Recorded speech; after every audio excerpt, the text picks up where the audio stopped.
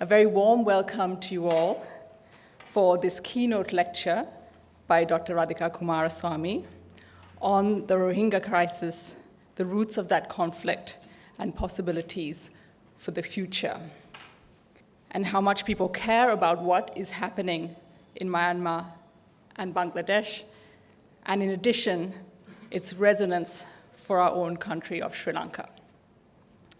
You all have a copy of Radhika's bio, and I don't want to take valuable time away from her lecture, so I'll just mention a few of the many highlights of her distinguished career. What stands out from her career is, I think, really one golden thread, and that is a thread of service. Service to Sri Lanka and service to a humane international order that we are also deeply invested in, even if we're not always cognizant of that. Dr. Coomaraswamy has served nationally as a leader of non-governmental and governmental organizations, including as chairperson of the Human Rights Commission and now on the Constitutional Council of Sri Lanka, and fortunately for this institute, also on LKI's Board of Management. She has served internationally at leading universities in academic roles as the UN Special Rapporteur on Violence Against Women and as Undersecretary General, Special Representative for Children in Armed Conflict. In 2014, she was appointed by Ban Ki-moon as the lead author of the 2015 Global Study on the implementation of Security Council Resolution 1325 on women, peace, and security. And since 2017, as one of 3 members of the UN fact-finding mission on Myanmar. And I now have the great pleasure and honor of inviting Radhika Coomaraswamy on stage to deliver her lecture.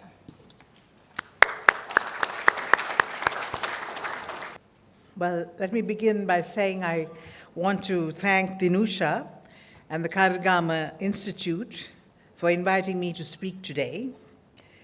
This is going to be a somewhat long talk since Myanmar is one of my passions. It will be about 45 minutes. I encourage you to sort of sit and relax and listen to what I have to say. Let me begin immediately by saying I'm not going to focus in detail on the state of inquiries undertaken by the United Nations fact-finding mission on Myanmar. I will speak only from open source material. My purpose today is more to give you a background in which the events under consideration may be understood. I will deal with these incidents under consideration by the fact-finding mission, but only as it is presented in March 2018 in our interim report. As an aside, I would like to point out that the military junta that ruled Burma changed its name to Myanmar in 1989 after it had suppressed the democracy movement. Today, however, the name Myanmar has been accepted by all, including the democracy movement. I have been an avid follower of developments in Myanmar after I visited Myanmar in 2007 and 2011 as the United Nations Special Representative on Children in Armed Conflict. I also now as the member of the fact-finding mission on Myanmar. Though in this latter capacity, we have not been granted access to the country. Myanmar is an enticing country with a rich tapestry which makes violence and abuse both intriguing and incomprehensible. I will begin by giving a short history of the peopling of Myanmar, where there is a consensus among historians, especially on areas that have relevance to the topic. I will also focus on General Aung San, the founder of the country, and Aung San Suu Kyi, the daughter of Aung San, the Nobel laureate, and the architect of Myanmar's democratic movement. I will attempt to comment on the Myanmarese security forces, the Tatmadaw, and its dominance even today of post-independence Myanmar. I will also try to look at Buddhist radicalization that has changed the landscape of Myanmar politics in recent times and has specific significance for the Rohingya population. I will also attempt to give a simplified form the long history of conflict between the Tatmadaw and ethnic minorities, other than the Rohingyas, so as to give you a sense of the attitude of the armed forces to ethnic minorities in general, an attitude somewhat different from General Aung San and his daughter. The long history of conflict sets a pattern that has relevance to the events that have taken place in Rakhine State. I will then turn to the contested history of Western Rakhine, once called Arakan State, where ethnic Buddhists and Muslim Rohingya used to coexist, and where narratives rather than facts prevail. The ethnic Buddhist Rakhines in Arakan State are about 70% of the population and live in the south. And the Muslim Rohingyas live in the north and are about 25% of the population. There are running battles on the history of the Rakhine State, even in the use of the term Rohingyas, their modern history, the body of legislation against them. This very contested history sets the stage for very deeply held feelings and grievances that have eventually erupted in terrible violence. Finally, I will have a short reflection on the future of the Rohingya refugees and the options that currently exist, and also what we can expect from Myanmar democracy in light of all these developments. Except for Rakhine State and the Rohingyas, much of Myanmar's history is uncontested. Unless we discuss it, we will not be able to understand the ideology and the fervor that guides modern Myanmar.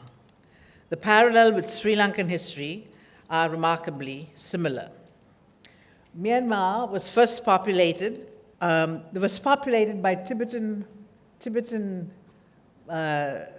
Tibeto-Burman-speaking people coming down into the area who adopted Buddhism, and they were called the Pew. Chinese records are the ones that reveal most about them. They were shown, in those records, they appear idyllic, peaceful, and with no appetite for war. In the 9th century, saw the arrival of the swift horsemen, or the Bama people, who set up the kingdom in Bagan. They are the Bama people, and from them is the descendants of what is the Burmans or the Burmese of today. The 13th century saw the arrival of the Mongol arrivals in this part of Myanmar. While we speak of the Rohingyas on this part and cross-border movements this way, we cannot forget this movement as well. It must be realized that Shan State here is due to cross-border movements from China, and that the Kuomintang, the Chinese Nationalist Army, actually came into Shan State during the war and did forays against the Communist Party from Myanmar. So there are national security implications as well. Many of the Kuomintang settled down in Shan State. While the porous of borders, also we did have other migrations from Thailand, India, as well as China, Bangladesh, and India as well. While the porousness of borders and migrations from China this way, India that way, the ideology of the state that prevails on this very plural reality was solidified by King Anawrahta in the 11th century. The elements of the ideology were always there, but he brought them together in a concerted way. He introduced Theravada Buddhism at all levels, built 10,000 temples in Bagan alone. I think it's in that area, Bagan, making it one of the most beautiful cities in the world even today. He strengthened agricultural canals, and by the 12th century, there were near universal use of Burmese language among the Burman ethnic group. The government of Myanmar officially recognizes 135 ethnic groups. These groups are then amalgamated into 8 what are called major national ethnic races. They are the Burma or Burmans, 66% of the population, and are the majority. Then we have the Chin, they're in this part, Chin, that's an ethnic group. The Kachin, there. Then we have the Karen. Karen is around the middle here, and over the Thai border. Kayang, these are Kachin, these are Karen tribes. Then we have the Mon, and now the Rakhine. Now the most key thing that we are going to look at in this talk is this area, the Rakhine. All 7 groups, except for the Burmese, who are the majority, have waged war against the state. The Chin, the Shan, the Kachin, the Rakhine, and then, of course, the Karen on northern Thailand and Kaya, all these. So all these are in constant state of war with the Burmese authorities. And we can get a sense then of the type of wars that have been conducted. The Rohingyas live here with another ethnic minority called the ethnic Buddhist Rakhine, and we will get to that soon. Now, these are the ethnic minorities that have been recognized that I've just spoken about. There are ethnic minorities that are not recognized by the Constitution. There's the Burmese Chinese, Burmese Indians, Burmese Kurkas, Burmese Pakistanis, Anglo-Burmese, and the Rohingyas. Now, the Rohingyas refuse to be in this category because they see themselves as an ethnic indigenous minority. However, successive Burmese and Myanmarese governments have always referred to them as Bengalis. So what we have then is something we will identify with. We have a plural reality in Burma or Myanmar, put together by the kings of especially the medieval period, and their discourse, language, and documents remains the dominant discourse in Myanmar. That ideology is very strong, and anyone who does not share it is often looked upon as an outsider. But unlike Sri Lanka and India, where there were moments of parliamentary democracy where minorities and others found expression in political parties or other groups, this did not take place in Myanmar. So we have really his golden era, Anuradha's golden era is the template for rulers after him and also for modern eras. Colonialism also marked Myanmar in a brutal way, as did World War II. British rule in Myanmar, driven by competition with France and Indochina, began with the arrest and exile of Thibaw, the last king of the Konbaung dynasty. This dethronement is beautifully portrayed by the novelist Amitabh Ghosh in his book, The Glass Palace. Using overwhelming modern technology and force, the British took over Burma. Colonial humiliation and the treatment of their kings are not easily forgiven in Myanmar, and where anti-colonial sentiments are extremely strong and are relevant because they have their own modern manifestations. The British were brutal in Myanmar, crushing the northern insurgency in 1890. There were social developments during the British time that would have lasting impact.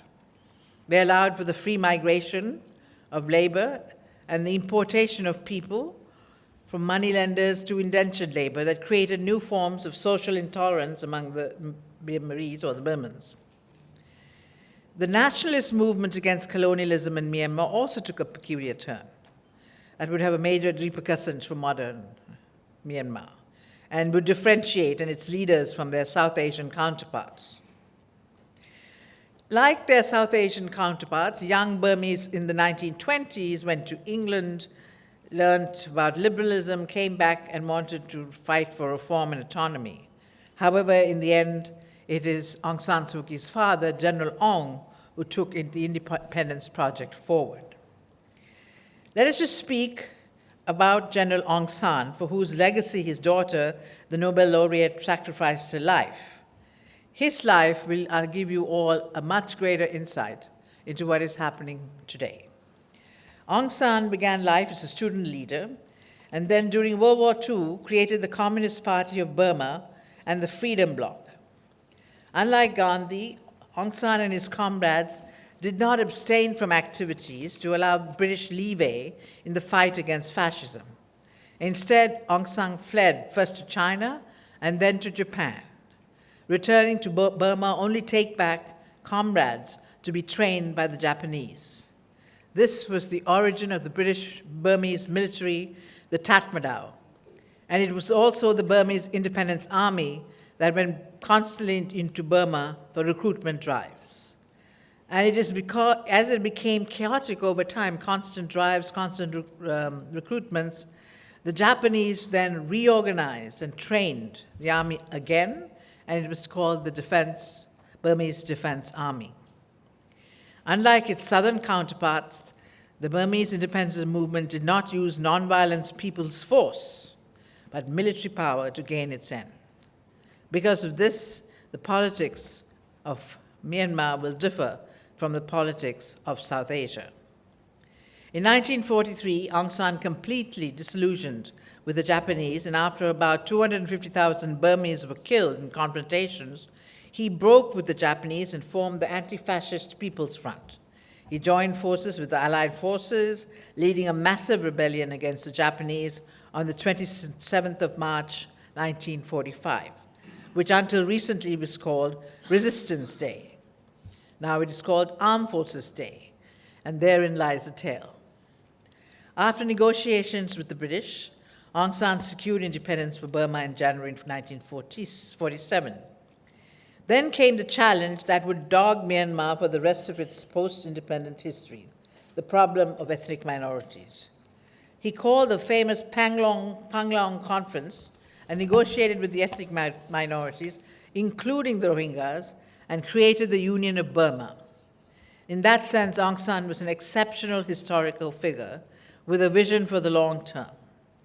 This Panglong Conference is legendary, and the first thing his daughter did when she came to power was to call a similar one in the same place.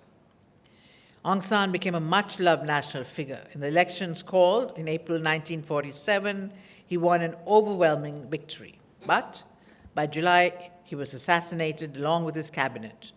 It was said to be a plot hatched by very conservative politicians. After Aung San, UNU, who was with Aung San in the Anti-Fascist People's League, took over as prime minister under the 1947 constitution. The death of Aung San deprived Burma of a unifying leader. A real crisis came in 1958. The 1947 constitution, in Chapter 10, states that every state shall have the right to secede from the Union in accordance with conditions herein prescribed. And the conditions were, 1, the states could not demand the right to secession for 10 years, so until 1957. 2/3 of the state council of that particular state must vote for it, and it must be followed by a referendum in the state. This provision angered many of the conservatives. Without Aung San there to unify the country, when the due date came, many states began to ask for independence. Insurgency and instability began to overwhelm Burma. So in 1958, UNU, the president, asked Ne Win, the chief of staff of the army, to take over to stabilize the situation.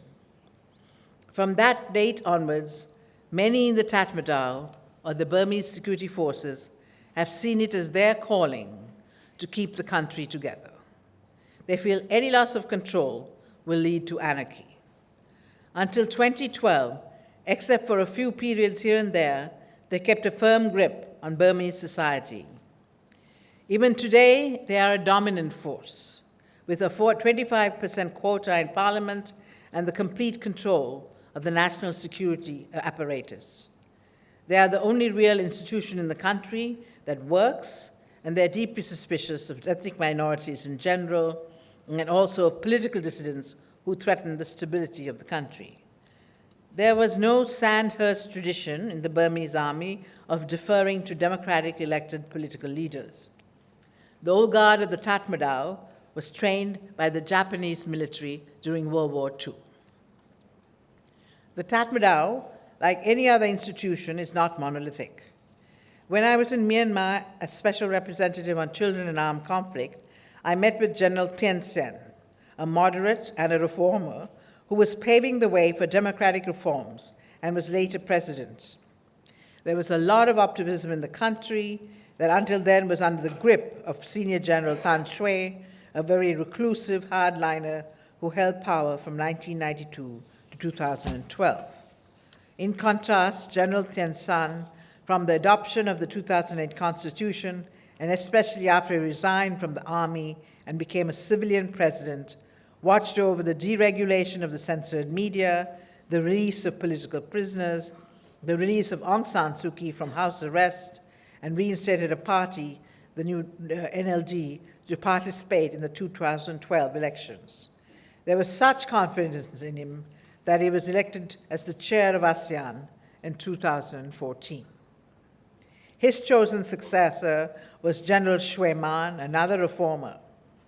Suddenly, everything changed, and at the time of the Rohingya incident in 2017, analysts have argued that the hardline position is back in power, and that the present commander-in-chief, Senior General Min Aung Hlaing, is one of that view, hardline view. When I asked about the whereabouts of General Thein Sein, I was told that he had become a monk for a short period and was now in retirement in a farm. I hope history does not forget him, since he is rarely mentioned these days as one of the main architects of the democracy movement.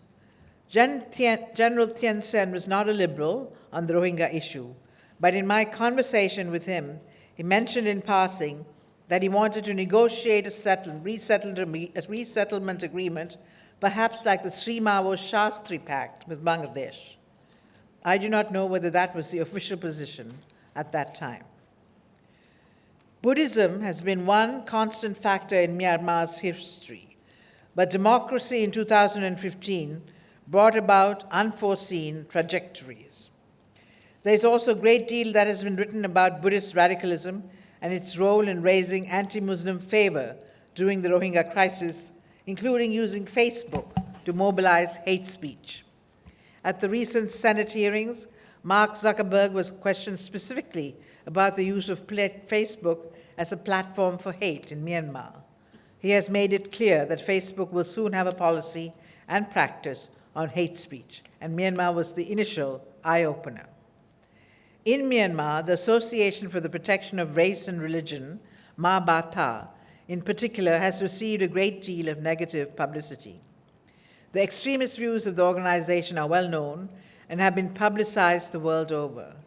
They were responsible for the population control law of 2015, primarily aimed at the Rohingyas, Buddhist women's special marriage law, which requires a special registration process and which punishes the man if he attempts to convert his wife, the religious conversion law that requires a special process for conversion from Buddhism, not the other way around, including an interview with a special board set up for this purpose, and the adoption of the monogamy law.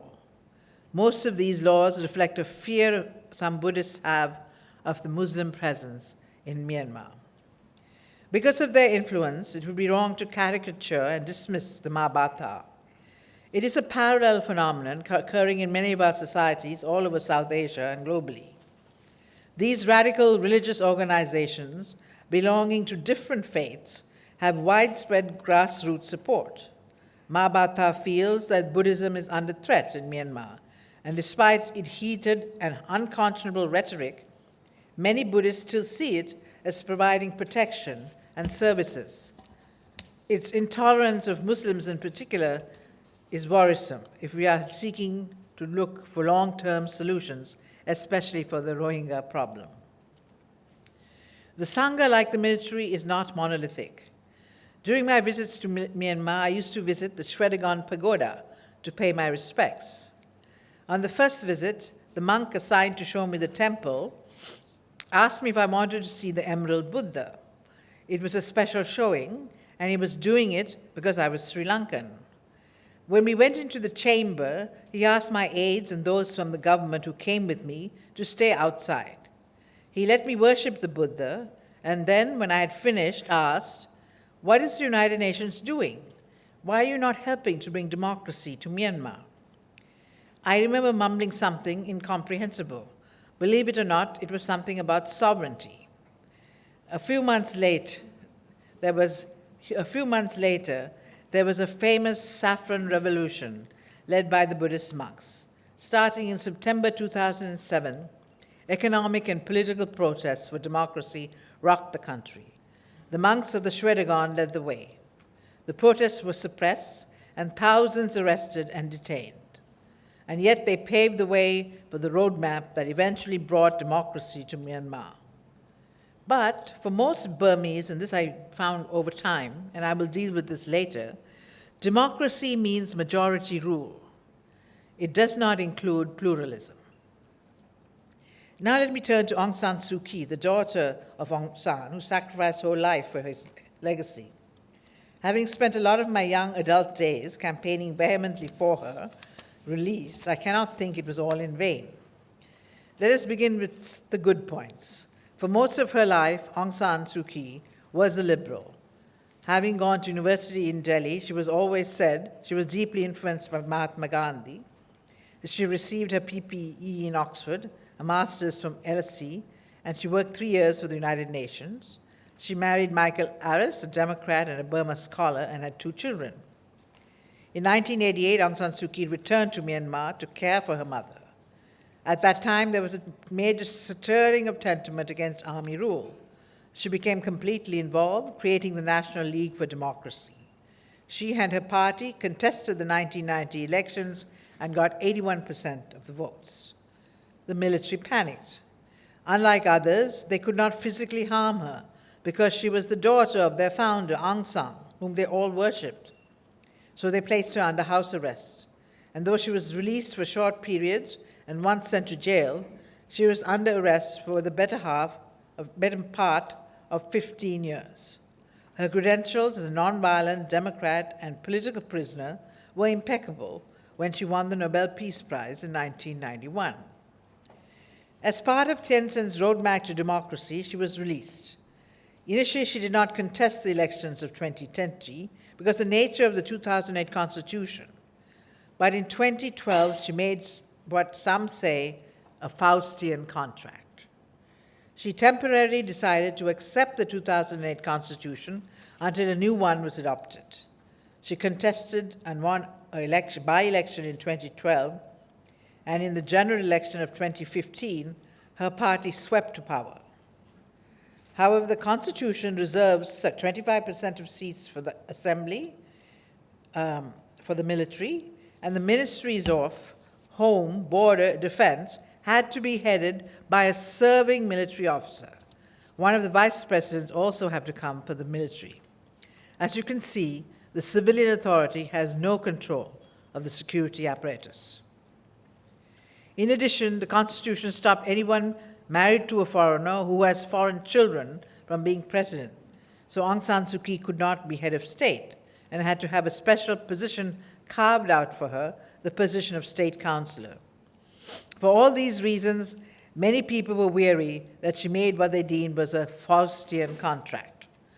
Others and most of the world felt that she should grasp the opportunity and the space that had opened up to bring democratic reforms to Myanmar in a slow and gradualist way. Still, despite all the horror, most people nationally and internationally identify Aung San Suu Kyi as the best democratic hope in Myanmar. Again, for most Myanmarese, democracy means elections and majority rule. It does not mean accommodating minorities. Aung San Suu Kyi's own relationship with the ethnic minorities, other than the Rohingyas, that's all these people. Oops, I'm always getting it wrong. All these people in the borders, Kachin, Shan, these wars going on everywhere here, not only with the Rohingyas. But Aung San has a very different approach to them. As soon as she came into power, she negotiated ceasefires with practically all of them and said that she would come to a settlement with a new constitution. That process is stalled and many have withdrawn, especially the Shan and Kachin states have withdrawn. If I can, light will come. Shan state, Kachin state have withdrawn. So this whole block of Myanmar is now again in conflict. But one thing about her is, as though she's liberal toward the other ethnic groups, she's very, very hard on the Rohingyas. She refuses to call them Rohingyas by their name. She displays a clear lack of sympathy and empathy when it comes to their plight. For a leader who complained she was influenced by Mahatma Gandhi, this position seems particularly untenable. It was therefore a tragic day when the heroine and the icon of the 1990s and of our youth was faced with the crime against humanity lawsuit under universal jurisdiction when she landed in Australia recently to attend the ASEAN Summit. To understand what takes, now let's get, I'm just setting the stage still, I'm sorry, but I'm taking so long, but you have to understand the fabric of this fabulously interesting country to really understand what's going on here. Now we'll get to where we want to be, Rakhine State. To understand what takes place today in Western Myanmar, we have to look at the very contested history of Rakhine State, and especially northern Rakhine. It is so contested that one website up today will be countermanded by another website tomorrow, and the battle is vicious and endless. Rakhine State is home to an indigenous ethnic Buddhist population, which basically lives in the south. The ethnic Buddhist population lives there, and a northern is Muslim population, which lives around there, or did live around there. Now, another factor is until the 1990s, 50 years after independence, this area, Rakhine State, was called Arakan State, which is the name of an old kingdom. Now, both the Muslims and the Buddhists of this area claimed there was a very big kingdom called Arakan Kingdom, which was independent from Burma, and the Burmese only annexed the Arakan Kingdom in the 18th century, and that there was a very, very powerful kingdom there, which was not Burmese. And the Chittagong Hill tracts in Bangladesh, I can find them. Anyway, they live somewhere here, are ethnic Rakhine who escaped when the Burmese invasion came across.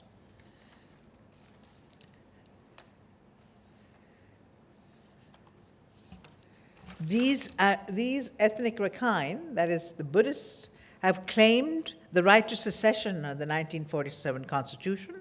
They have an army called the Arakan State Army, now the Arakan Army, that is fighting for them. Remnants of those forces still remain. The military was in constant battle with this armed force. But after independence,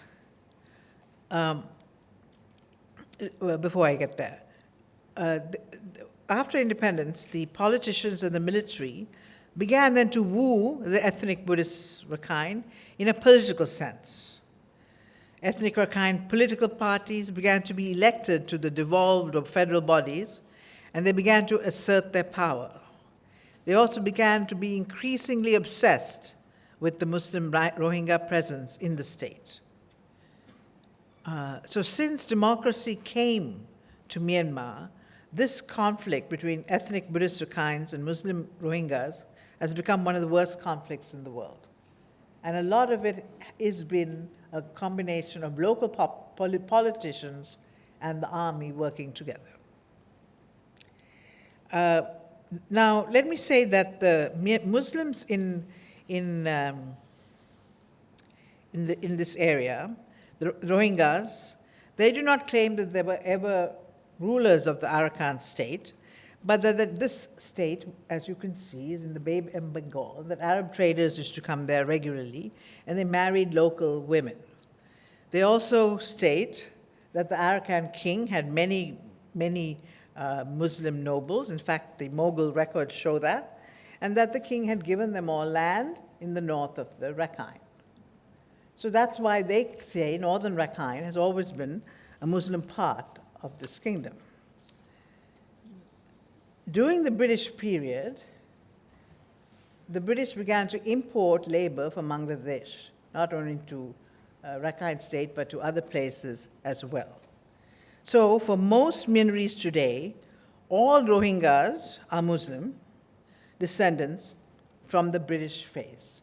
They refuse to acknowledge any history that the Muslims may have had before the British. And for this reason, they call them Bengalis. They are quite adamant about this.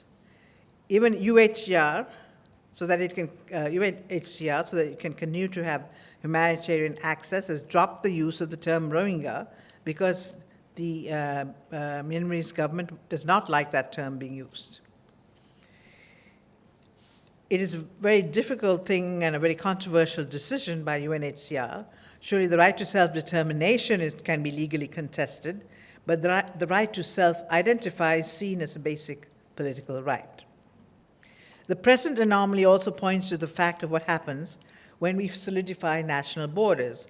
As you can see historically, never find my little dot. As you can see, historically, you're having people crossing over. You have people from Myanmar, yes, it's all right, Myanmar, going over the border. You know, all these cases of Assam, Manipur, Chittagong Hill Tract, those are all going from Myanmar into India and Bangladesh. And you have people coming across, the Rohingyas, Bengalis coming across. So this is a porous border. But with colonialism comes major democratic shifts, importation of labor, and an imposed border on what was something where people were going back and forth. So let me just now turn to independence, brought a misery for the Rohingyas. General Aung San initially recognized them as an indigenous nationality. He was giving them full rights, Aung San, the founder. The Rohingya leaders were also very much a part of the independence movement. But in 1982, under army rule, the citizenship law of 82 took away their citizenship. And overnight, they became stateless. So then begins the legal discrimination of the Rohingyas. An old woman I met at Cox's Bazar had a crumpled bag, which she carries with her all the time. In it was a green card, and she showed it to me very proudly, a citizenship card given to her grandfather at independence. Then she carefully put it away. Then she pulled out a white card that was given to her in 1982, which was her citizenship card, which she then carefully put away. With that, she said she had access to government services, she could vote, all that, even though she was not a full citizen. Then she pulled out a paper receipt she was given in 2015 after democracy, when the white cards had been canceled, and this gives her nothing except the right to move in certain areas of the state. So through this national verification card, gradually, their identity has been denied. Though she left her possessions behind, crossing the border to Cox's Bazar, these documents she clutched, and many researchers and refuge studies say it's how interesting how all the important documents are left behind, but important possessions are left behind, but the documents never leave. Now I'm going to talk about the events of August 5th, 2018, which has led to this outrage and why we are really here. Constantly, as you say, there has been constant operations of the Myanmarese army against Shan, Kachin, Chin, against the Arakan State Army, sometimes against the Kayan, Kayin, these people cross over into Thailand. Constant confrontations to keep, and some have signed ceasefires, but 5 years later they go away. But what happens in Rakhine State is with regard to the Rohingyas is that in 1978 and 1992, there was, in military confrontations, sent over across the border, 200,000 in 78 and 200,000 in 1992. And then what happens is the Myanmar government talks to Bangladesh, and then they repatriate most of them. So this was a pattern before this latest incident. You have military operations, you send them to Bangladesh, then you repatriate them after you've thrown away the people you don't like, and you don't repatriate the people that you don't like. Now, what happened here, though, was very different. And this is all after the democracy movement. And I'm not against democracy; I'm fully for it. But it has extraordinary. It has repercussions that we have to prepare for. And I think both in Sri Lanka and in Myanmar, we didn't prepare for them. In 2012, there were series conflicts. First began riots in Rakhine State. And what would it be? An alleged rape and murder of a Rakhine Buddhist girl was what was called. Then there was the Rakhine reprisal on Rohingya women and children, and then it just erupted in violence. So now the scale of these riots alarmed the government and the Buddhist population, which had always seen the Rohingyas as not in that much of a threatening way. So they reacted by declaring a state of emergency. And then, in this state of emergency, clearance operations of such a brutal manner that the Rohingyas had no option but to hit the sea. So that's when the boat people phenomenon began in 2012. They got into boats and just went out to sea. They were not very hospitably returned, but our Navy actually rescued them in 2008, 2013, and 2017. The ones we saved in 2017, we would really not want to focus on. That was a truly dark moment in our history. In October 2016, now this is going on, there's riots and hitting the high seas, a new actor emerged on the scene, a group called ASA, the Arakan Rohingya Salvation Army. So the ethnic Buddhist Rakhine have their own army fighting. Now we have the Muslim army that suddenly emerges, and this also takes everything to another level. In October 2016, ASA attacked 3 Burmese border posts, police posts, with a few shotguns, knives, machetes, and homemade slingshots. We still have to fully verify this, but it seems very clear from our military analyst that this is what took place. Needless to say, they did not succeed, and though they killed a few policemen, they were slaughtered. This spurred, though, a crackdown that was a sign of things to come.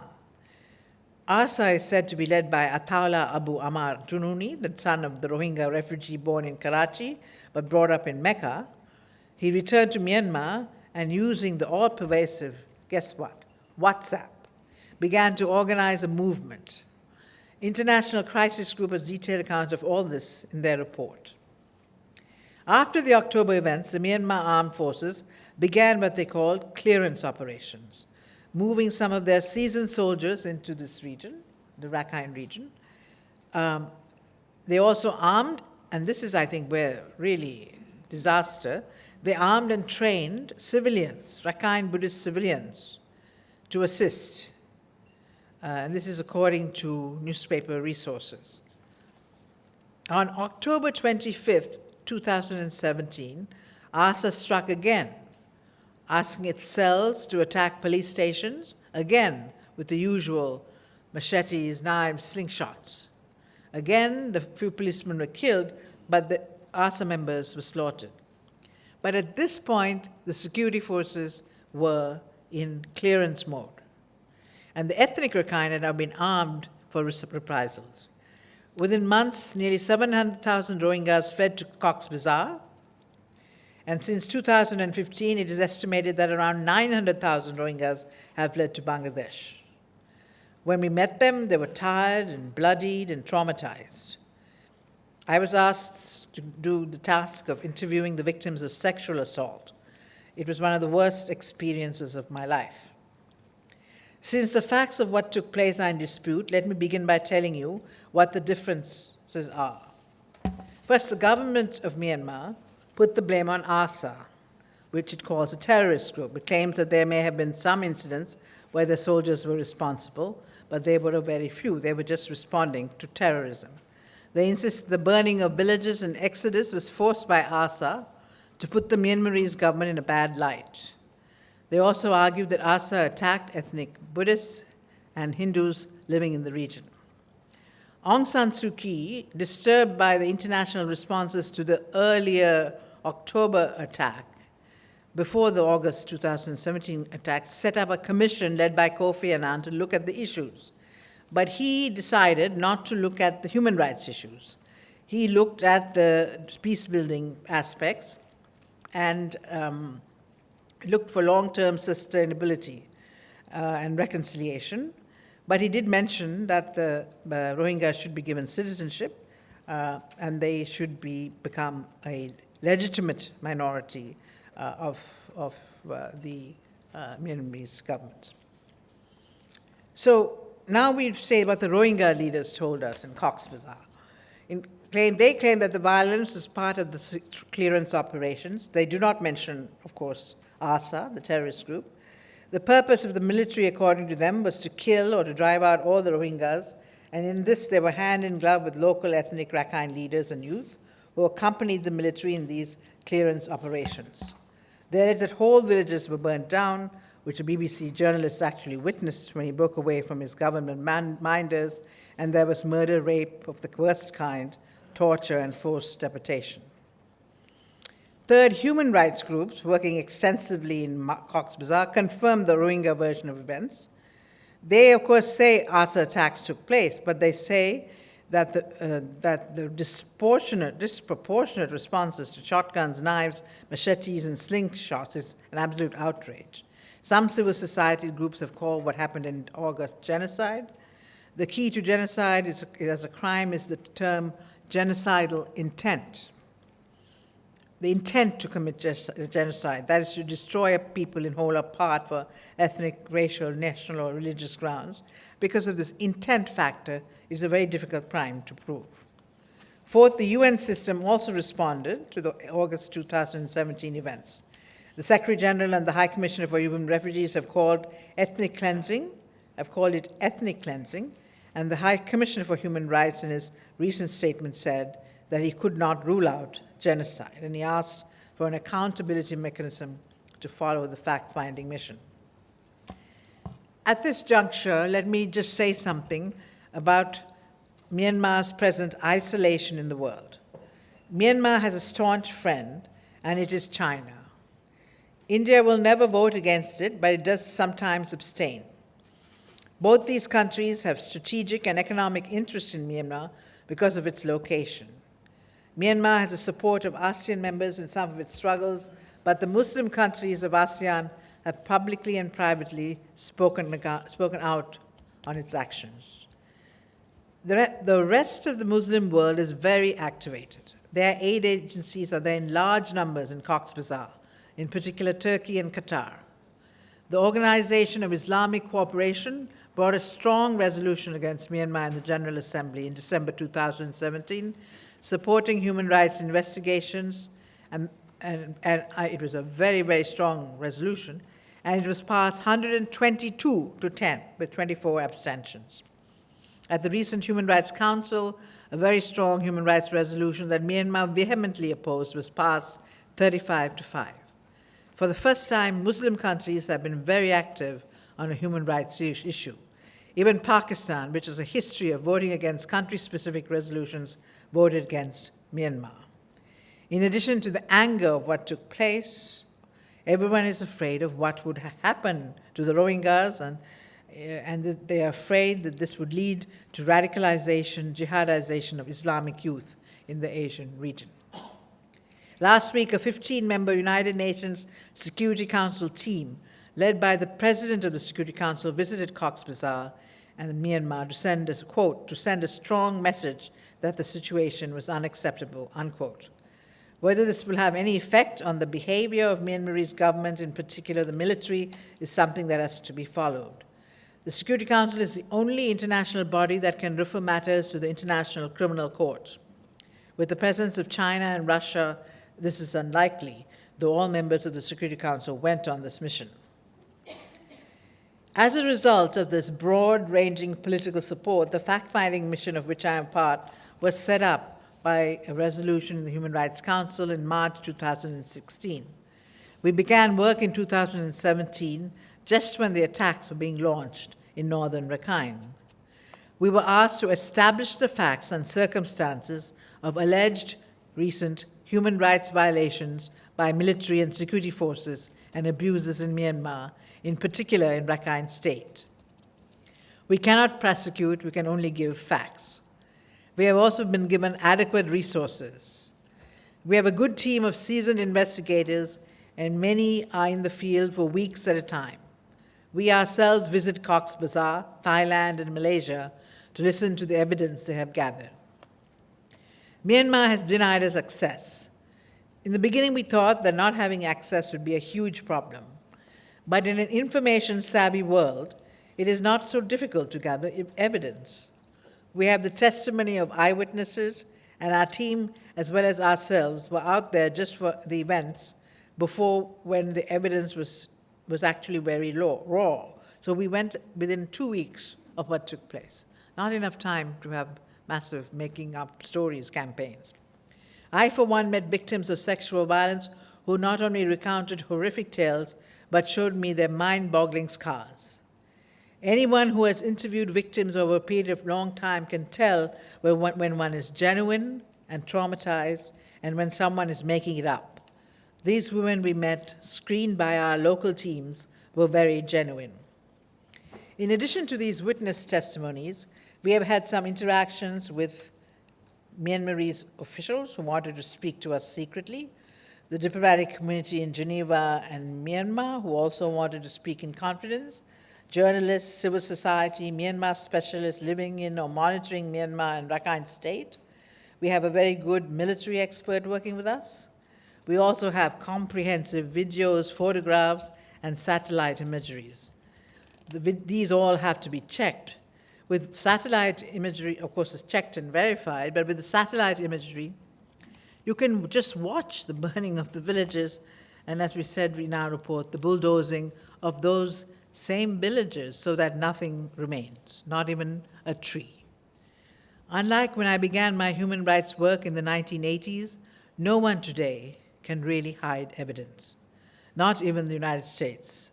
As you must know, the prosecutor of the International Criminal Court has requested authorization to begin investigations into Afghanistan, including for the war crimes committed by the Allied forces and secret detention centers. This happened in November of 2016.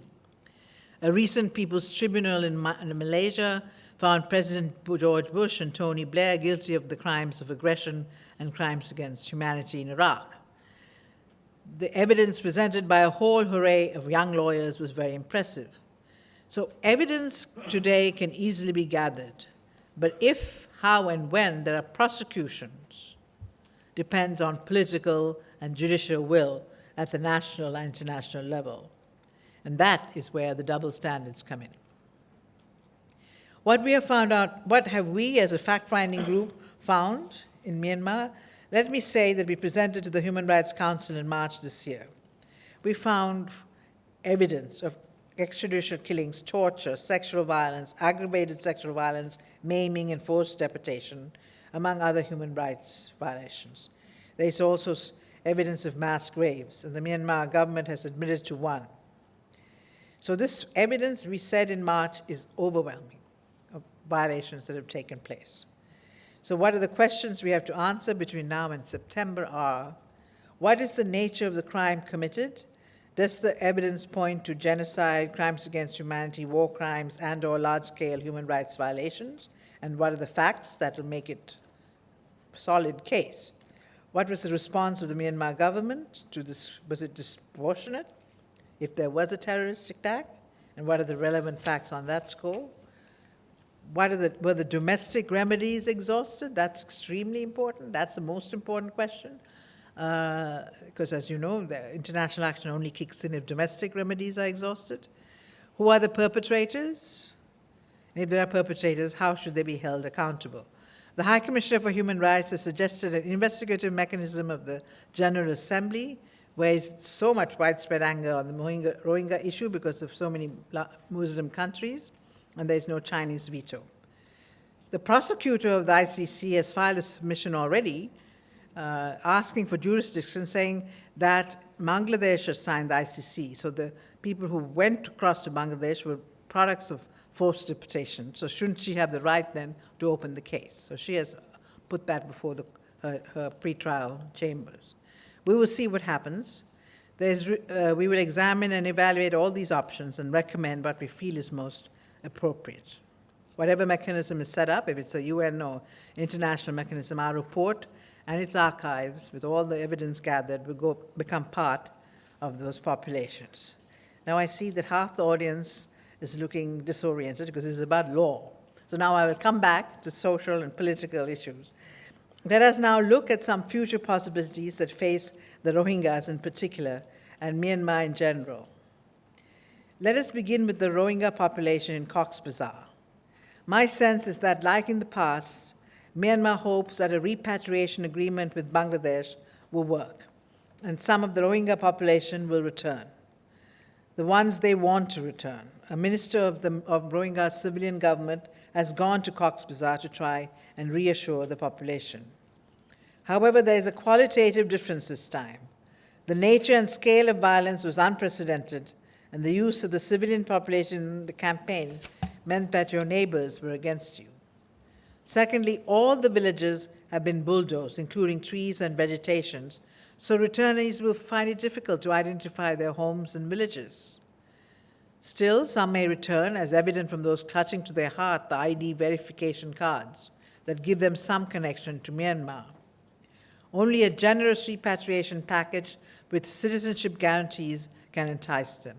Either way, international standards require that the return is voluntary. With regard to those who remain in Bangladesh, we hope some will be resettled by Bangladesh, while those who have given so much political support to their cause will open their door and take a quota each. If about 15 countries agree, this may occur and help the situation. If not, there will be a permanent refugee population in Cox's Bazar, like Gaza. Cox's Bazar is up there, no? Wait, sorry. If these countries don't take the refugees in, deprived of state jobs and access to higher education, it will become a breeding ground for disaffection and radicalization, just like Gaza, Lebanon, Eastern Congo. This has to be avoided. At the moment, non-Myanmarese military experts say ASA is only a homegrown movement with few international connections. But as you know, this can change overnight.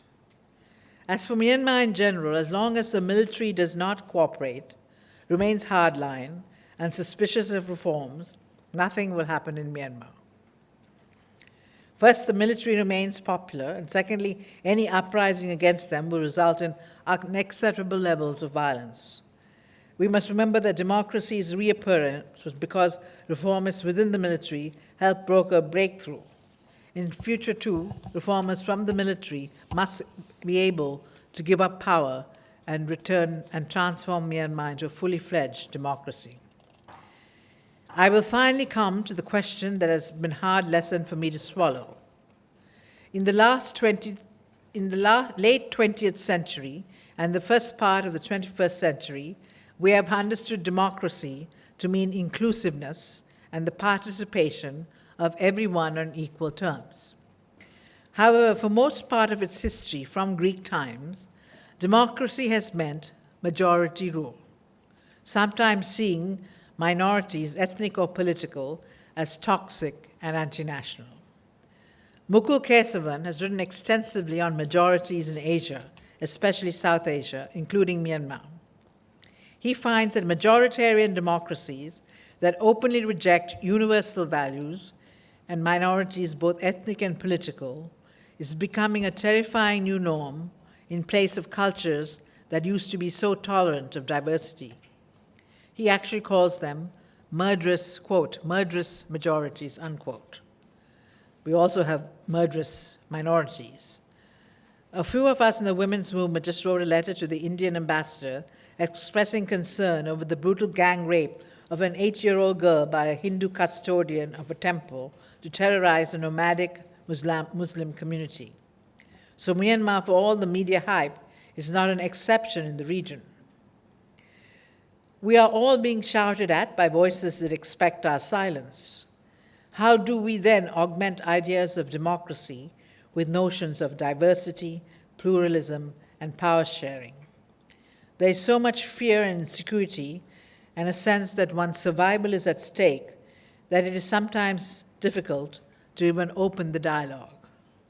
It is the elephant in all our rooms. We must deal with it. We have to have those conversations and express our solidarity across ethnic, religious, and political lines. Solidarity not in detailed political programs, though that will also be useful, but solidarity with regard to our values and the faith we have in each other's humanity. Thank you.